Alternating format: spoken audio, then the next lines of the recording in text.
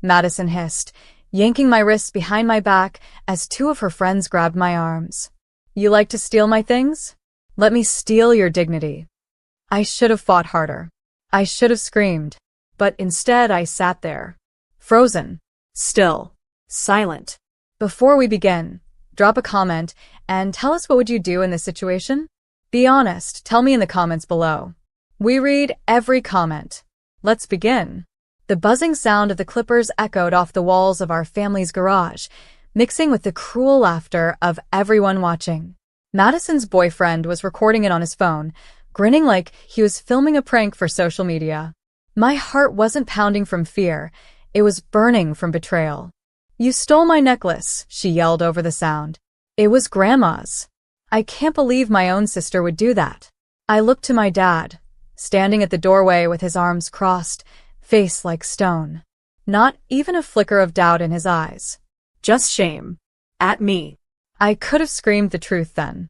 That she sold her own necklace a week ago to cover her impulsive shopping spree. That I'd quietly replaced it with a replica using my money just so our dad wouldn't know.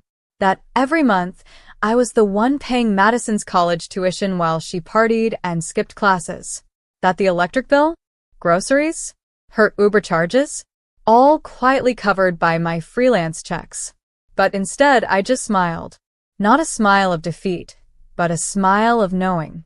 Because humiliation can be washed off. Hair grows back. But truth? Truth doesn't stay buried forever. After the last strand fell to the floor, and their laughter faded, I stood up slowly. Madison shoved me, sneering. Now, maybe you'll learn your place. I dusted off my jeans, looked her dead in the eyes. I already know my place, I said calmly. And it's not here anymore. You're not going anywhere until you admit you took it, Dad barked, finally stepping in. You embarrassed this family for the last time. I didn't take anything, I said, voice steady. But you all just did. You took the last ounce of respect I had for you. Then get out, he roared. I don't want to see your face under this roof again. Gladly. I walked out that garage barefoot, bald, and betrayed. No suitcase. No phone. Just a quiet fire building inside me. They thought I was weak. They thought I'd come crawling back. But they had no idea what I was about to do. And by the time the world found out, they would be the ones begging for a seat at my table. I didn't cry that night. Not even when I walked 3 miles barefoot to the only person who never judged me, Mrs. Flynn, my old high school English teacher.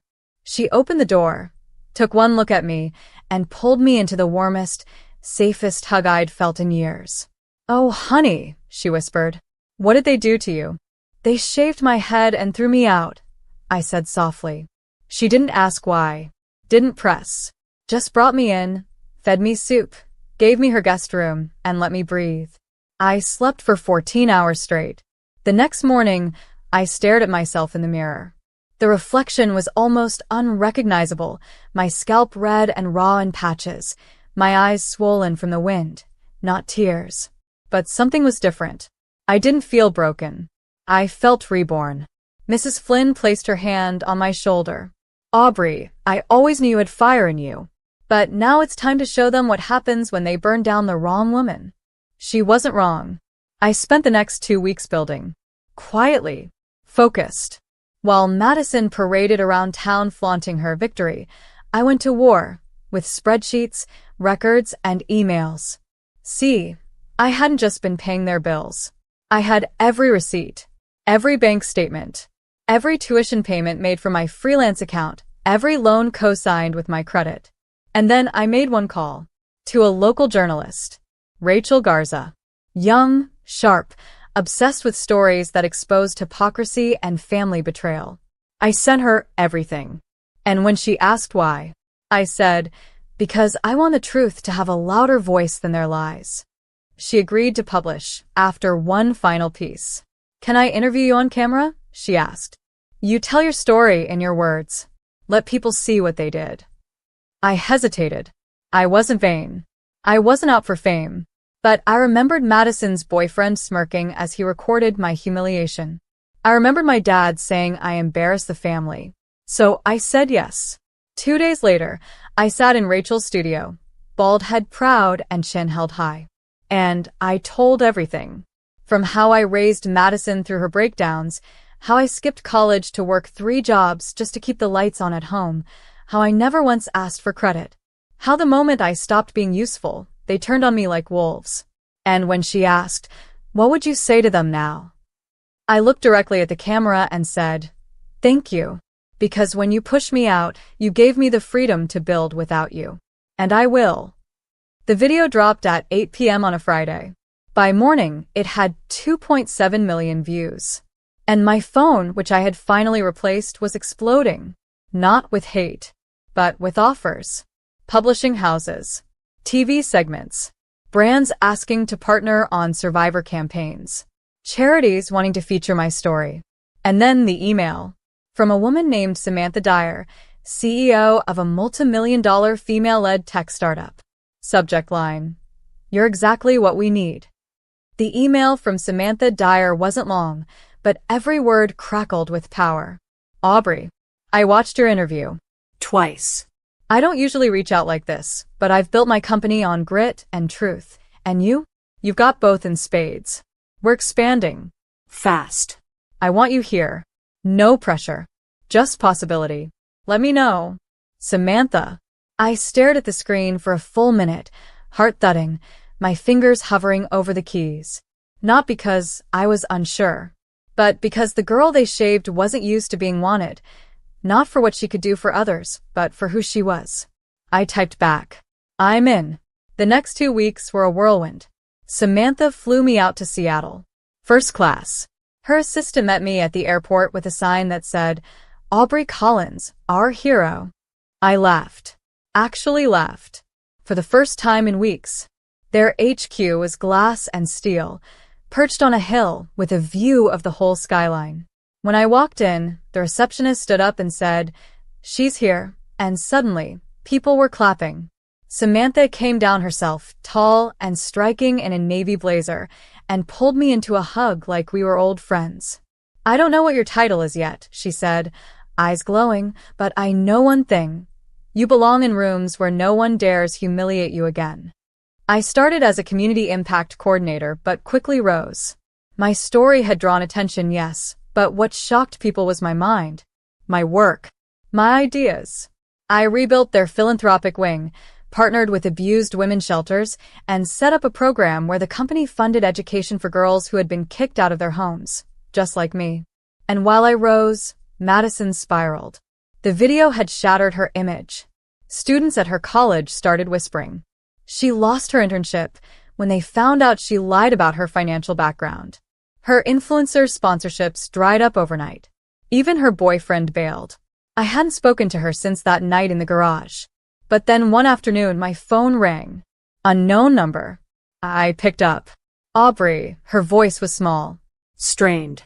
"It's Madison." I didn't say anything. I wanted to say sorry," she stammered. "I was stupid and jealous and angry, and I don't know what I was doing. Everyone hates me now. Dad won't even talk to me after your video. He said I made the family a joke." I let the silence stretch long enough for her to squirm. Then I asked quietly, "Why did you do it?" She hesitated. "Because you were everything I wasn't. You handled life. And I thought if I ruined that for you, maybe I'd feel better about me." A pause. A painful one. "I don't want anything," she added. "I just wanted to hear your voice. I miss my sister." I didn't cry. I didn't yell. I didn't lash out. I just said, "I wish you had said that before you shaved my head." And hung up. That night, I didn't feel victory. I felt closure. I wasn't the girl in the garage anymore. I was a woman who had stood in fire and walked out gold. But the story wasn't over. Because the real twist? My father was next. And what he did when he found out who had been paying the mortgage on his house would shake the entire family tree. 3 months passed.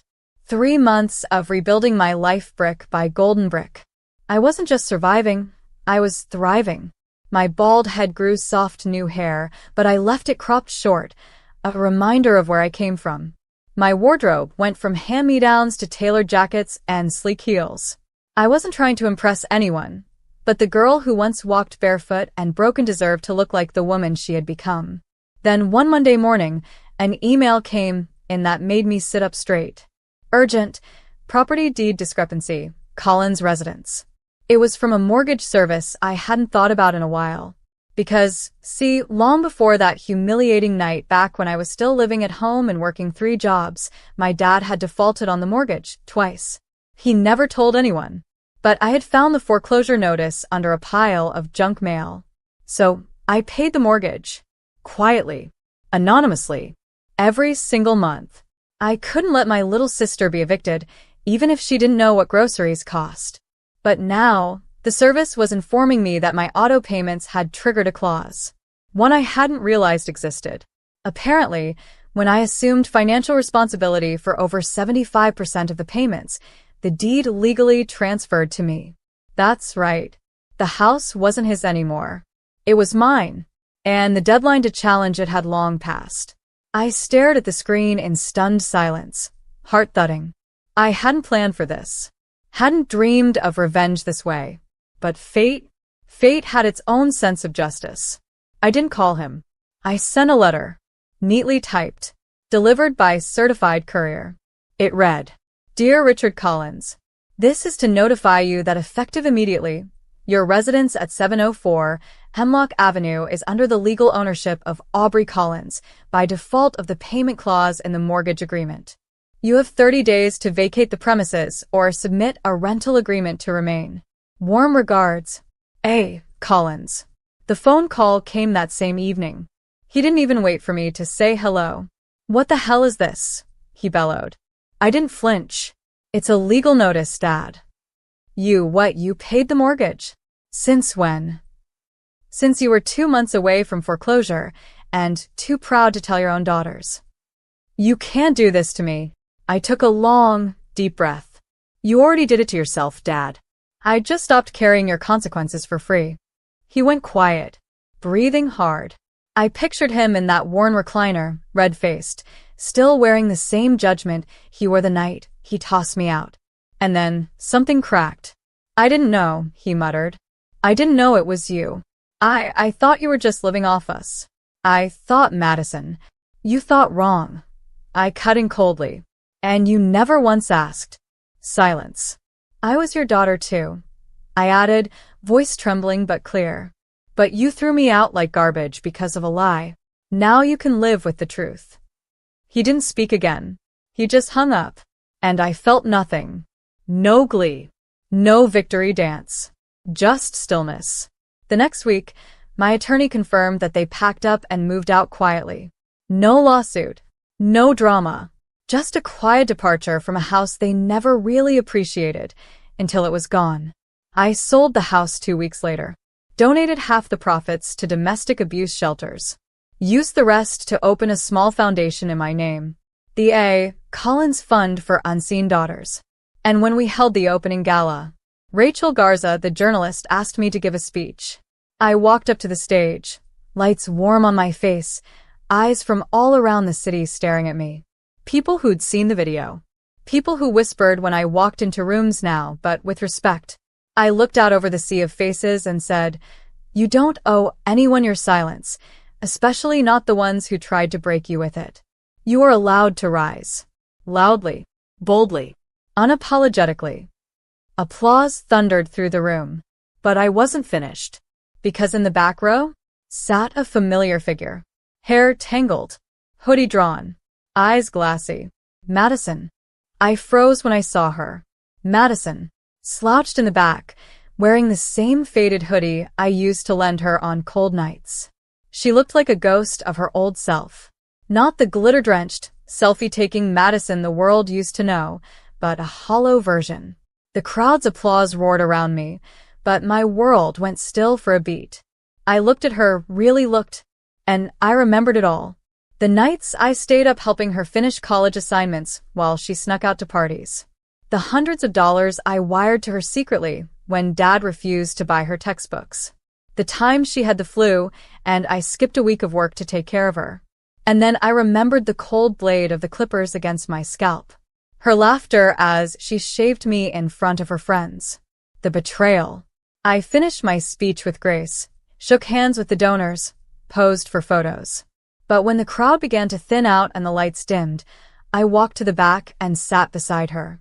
She didn't look up, just stared at the glass of untouched lemonade in her hands. "I didn't think you'd come," I said softly. "I almost didn't," she whispered. "Didn't think I deserved to." A long pause, the kind that forces two people to face the space between them. "I saw the foundation name," she added, her voice cracking. "Unseen Daughters. I guess I never really saw you either." I said nothing. "I thought you'd become someone cold after everything. That you'd ruin us, post some video just to shame me. But you didn't," she said, finally glancing at me. "You built something better. Bigger. You helped people instead." Tears shimmered in her eyes, but she blinked them away. "I didn't come here to ask you for anything," she said. "Not forgiveness. Not money. I just wanted to see you once standing tall. Because I think it's the first time I've ever actually seen who you are." I let her words sink in. Because they weren't perfect. They weren't polished. But they were honest. "I'm not the same girl you shaved," I said.